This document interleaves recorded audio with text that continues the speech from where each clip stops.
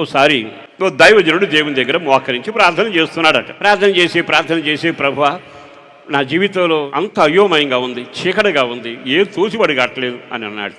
అని ప్రార్థన చేస్తే దేవుడు అన్నాడట, నేను నీతో వస్తాలే, కార్యాలు చేస్తాను. మళ్ళా ప్రార్థన చేశాడట.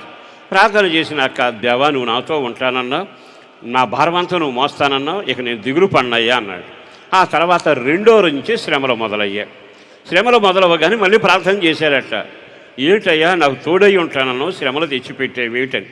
అప్పుడు ఆయన అన్నాడట, భక్తుడా, నేను ఒకరిని సమీపించినప్పుడల్లా మరమరాలు పంచిపెట్టినట్టు, శనగపప్పు పంచిపెట్టినట్టుగా నేను ఏదో మేలుల చేత జల్లి వెళ్ళను.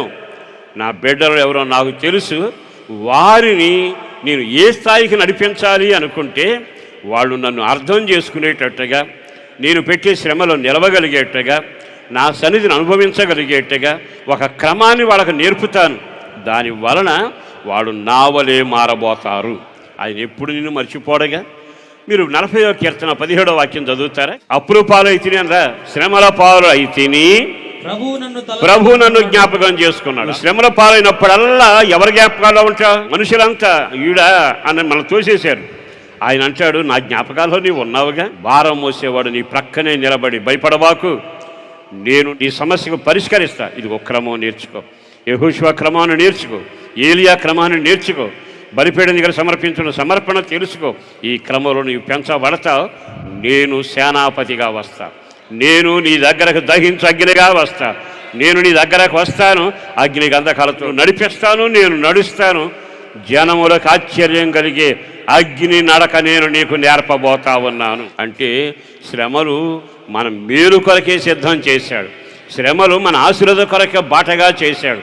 ఆ శ్రమలను మనం పెట్టి మన జీవితంలో ప్రపంచమంతా మన వైపు కన్నులెత్తి చూసేటట్టుగా ఆయన కార్యాలు చేయబోతున్నాడు. ఆయన నిన్ను గురించి చింతించున్నాడు. ఎవరి గురించి? నిన్ను గురించే.